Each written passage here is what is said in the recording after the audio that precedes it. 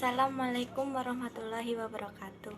Perkenalkan, nama saya Elsa Oktaviani. Saya dari kelas 10 OTKP 3. Ingin menjelaskan tentang pengertian interaksi, komunikasi, sosialisasi, institusi sosial, dan dinamika sosial. 1. Pengertian interaksi. Kodrat manusia sebagai makhluk sosial adalah keinginannya untuk selalu hidup bersama dengan orang lain dalam suatu kelompok atau masyarakat. Interaksi sosial adalah hubungan-hubungan dinamis yang menyangkut hubungan antara individu dengan individu, antara individu dengan kelompok, atau antara kelompok dengan kelompok, baik berbentuk kerjasama, persaingan, ataupun pertikaian. 2. Jenis-jenis interaksi sosial. Jenis-jenis interaksi sosial yang pertama yaitu ada interaksi antara individu dengan individu, interaksi antara kelompok dengan kelompok, kemudian interaksi antara individu dengan kelompok. 3. Syarat terjadinya interaksi sosial. Syarat terjadinya interaksi sosial yang pertama yaitu ada kontak sosial. Kontak sosial merupakan aksi individu atau kelompok dalam bentuk isyarat yang memiliki makna bagi pelaku dan si penerima, dan si penerima membalas aksi itu dengan reaksi. Kita membedakan kontak berdasarkan cara, sifat, bentuk, dan tingkat hubungannya. 1. Berdasarkan cara. Kita mengenal dua macam kontak dilihat dari caranya, yaitu kontak langsung dan kontak tidak langsung. Kontak langsung terjadi secara fisik, misalnya dengan berbicara, tersenyum, atau bahasa gerak atau isyarat. Kemudian kontak tidak langsung terjadi melalui media atau perantara tertentu seperti telepon, radio, televisi, telegram, surat, dan lain-lain. 2. Berdasarkan sifat. Berdasarkan sifat, yang pertama yaitu ada kontak antar individu. Misalnya, tindakan seorang anak yang mempelajari kebiasaan-kebiasaan dalam keluarganya. Yang kedua yaitu ada kontak antara kelompok dengan kelompok. Misalnya, pertandingan bola voli antar siswa SMA se-Jakarta. Kemudian yang terakhir ada kontak antara individu dengan kelompok. Misalnya, tindakan seorang guru yang sedang mengajar siswanya agar mereka mempunyai persepsi yang sama tentang sebuah masalah. Contohnya, guru tari yang melatih beberapa murid, sehingga terjadi persamaan gerak di antara mereka. 3. Berdasarkan bentuk. Dilihat dari bentuknya, kita mengenal dua macam kontak, yaitu kontak positif dan kontak negatif. Kontak positif mengarah pada suatu kerjasama. Misalnya, seorang pedagang melayani pelanggannya dengan baik, dan si pelanggan merasa puas dalam transaksi tersebut. Kemudian, kontak negatif mengarah pada suatu pertentangan, bahkan berakibat putusnya interaksi, sebagaimana tampak dalam Perang Lebanon dan Israel. 4. Berdasarkan tingkat hubungan. Menurut tingkat hubungannya, kita mengenal kontak primer dan kontak sekunder. Kontak primer terjadi apabila orang yang mengadakan hubungan langsung bertemu dan bertatap muka. Misalnya, orang yang saling berjabat tangan, saling melempar senyum, dan sebagainya. Kemudian, kontak sekunder memerlukan suatu perantara atau media, bisa berupa orang atau alat. Selain itu juga dapat dilakukan secara langsung dan tidak langsung. Kontak sekunder langsung misalnya berbicara melalui telepon. 4. Ciri-ciri interaksi sosial. Ciri-ciri interaksi sosial yang pertama yaitu jumlah pelaku lebih dari satu orang.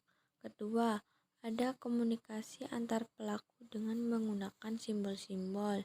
Yang ketiga, ada dimensi waktu, masa lampau, masa kini, dan masa mendatang yang menentukan sifat aksi yang sedang berlangsung. Yang terakhir yaitu ada tujuan-tujuan tertentu. 5. Faktor-faktor yang mendasari interaksi sosial. Faktor-faktor yang mendasari interaksi sosial yang pertama yaitu ada imitasi. Imitasi merupakan suatu tindakan meniru sikap, tingkah laku, atau penampilan orang lain. Yang kedua yaitu sugesti. Sugesti adalah Cara pemberian suatu pandangan atau pengaruh oleh seseorang kepada orang lain dengan cara tertentu, sehingga orang tersebut mengikuti pandangan atau pengaruh tersebut tanpa berpikir secara kritis dan rasional. Yang ketiga yaitu ada identifikasi. Identifikasi adalah kecenderungan atau keinginan dalam diri seseorang untuk menjadi sama dengan orang lain menjadi idolanya. Yang keempat yaitu simpati. Simpati adalah perasaan tertarik yang timbul dalam diri seseorang dan kemampuan untuk merasakan diri kita seolah-olah berada dalam keadaan orang lain. Yang kelima yaitu ada motivasi. Motivasi merupakan dorongan, rangsangan, pengaruh yang diberikan oleh individu kepada individu lain, sehingga individu yang diberi motivasi menuruti dan melaksanakan apa yang diberikan itu secara kritis, rasional, dan penuh rasa tanggung jawab. Yang terakhir yaitu empati.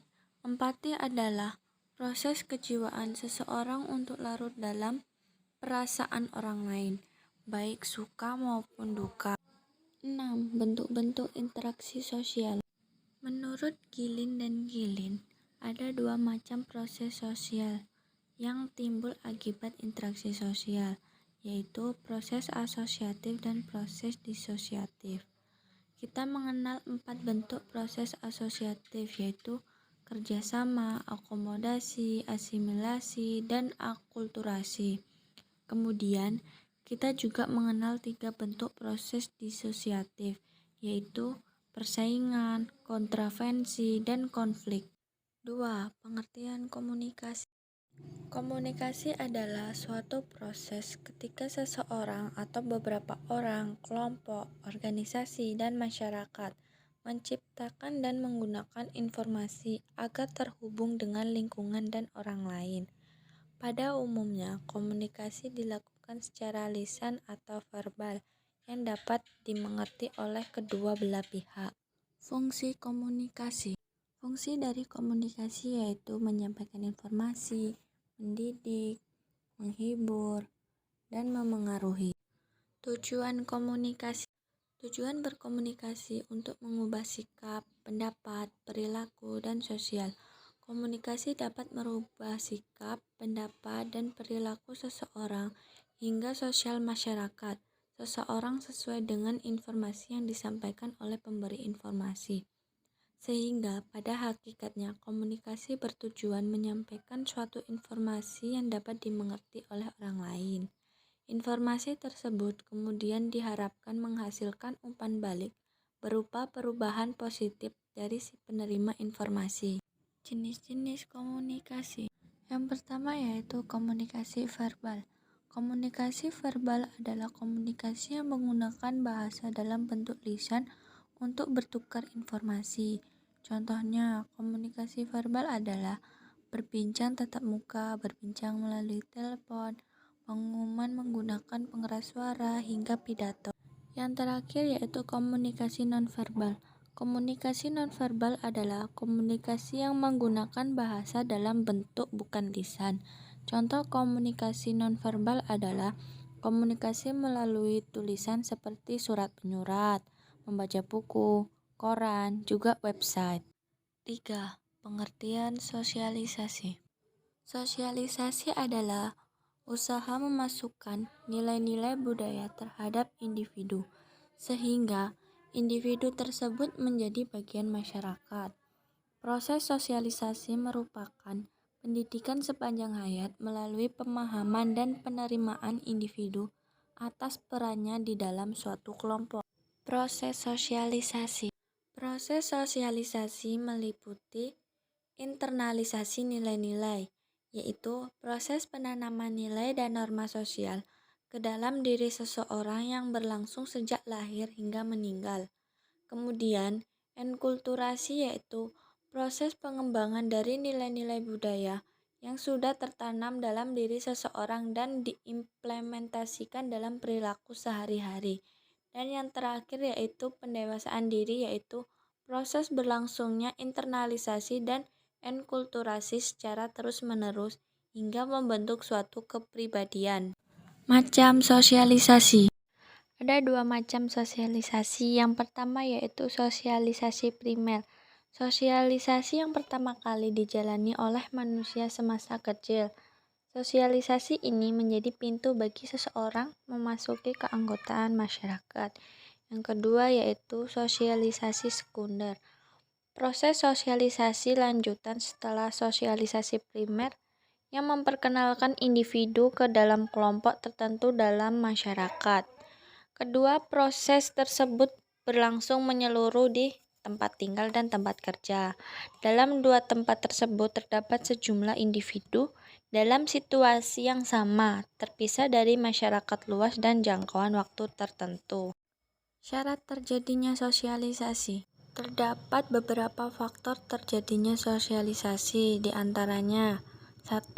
Apa yang disosialisasikan merupakan informasi yang akan diberikan kepada masyarakat berupa nilai, norma, dan peran. 2. Bagaimana cara mensosialisasikan, melibatkan proses pembelajaran. 3. Siapa yang mensosialisasikan, institusi, media massa, individu, dan kelompok. Fungsi sosialisasi. Sosialisasi dapat dilihat dari dua sudut pandang, yaitu sudut pandang individu merupakan sosialisasi berfungsi sebagai sarana pengenalan, pengakuan, dan penyesuaian diri terhadap nilai-nilai, norma, dan struktur sosial.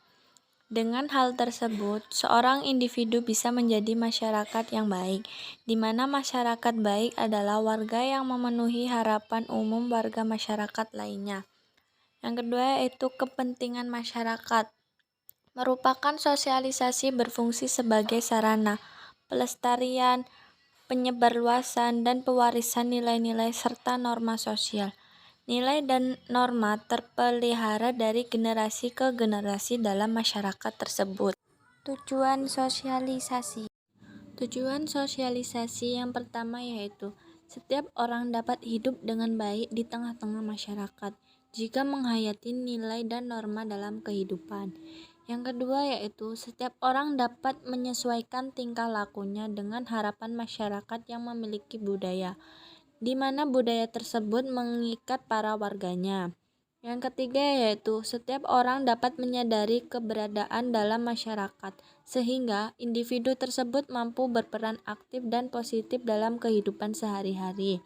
Yang keempat yaitu setiap orang mampu menjadi anggota masyarakat yang baik. Yang terakhir yaitu keutuhan masyarakat dapat terjadi bila di antara warganya saling berinteraksi dengan baik. Interaksi tersebut didasari dengan peran masing-masing. 4. Pengertian institusi sosial. Institusi sosial adalah sistem dari proses sosial yang menyatukan antara tata kelakuan dengan hubungan sosial yang terpusat pada aktivitas yang bertujuan untuk memenuhi kebutuhan hidup masyarakat sebagai makhluk sosial atau makhluk ekonomi. Ciri institusi sosial yaitu memiliki tujuan atau fungsi jelas, memiliki simbol atau lambang, memiliki tata tertib tertulis dan tidak tertulis, memiliki aturan mengikat, mencerminkan nilai dan norma sosial dalam masyarakat, memiliki kelengkapan sarana prasarana, memiliki jangka waktu tertentu. Fungsi institusi sosial. Fungsi institusi sosial adalah memberikan pedoman bersikap atau bertingkah laku pada masyarakat, menjaga keutuhan masyarakat, dan memberikan pedoman kepada masyarakat untuk mengadakan sistem kontrol sosial. Contoh institusi sosial yaitu institusi keluarga, institusi pendidikan, institusi ekonomi, institusi politik, institusi keagamaan, institusi keuangan, institusi kemasyarakatan, institusi kebudayaan, institusi hukum, dan institusi kesehatan. 5. Pengertian dinamika sosial. Dinamika sosial adalah perubahan sosial yang terjadi akibat adanya interaksi dalam dua atau lebih individu dalam suatu masyarakat yang memiliki hubungan psikologis secara jelas dalam situasi yang dialami. Dalam dinamika masyarakat dapat terjadi interaksi sosial, kelompok sosial, dan kelas sosial. Ciri dinamika sosial yang pertama yaitu memiliki kerjasamaan motif antara individu satu dengan individu lainnya. Yang kedua, munculnya dampak-dampak interaksi. Yang ketiga, adanya penciptaan tatanan maupun kelompok sosial. Yang keempat, berlandaskan norma. Aspek dinamika sosial yaitu ada sistem sosial, pola umum, tingkat perhitungan yang jelas, tingkat keseimbangan, tuntunan terhadap proses terjadinya perubahan sosial. Contoh dinamika sosial. Yang pertama yaitu bertambahan jumlah penduduk. Yang kedua, segregasi sosial. Yang ketiga, pemecahan kelompok sosial. Sekian video pembelajaran dari saya. Apabila ada kekurangan dan kesalahan, saya mohon maaf. Saya akhiri. Wassalamualaikum warahmatullahi wabarakatuh.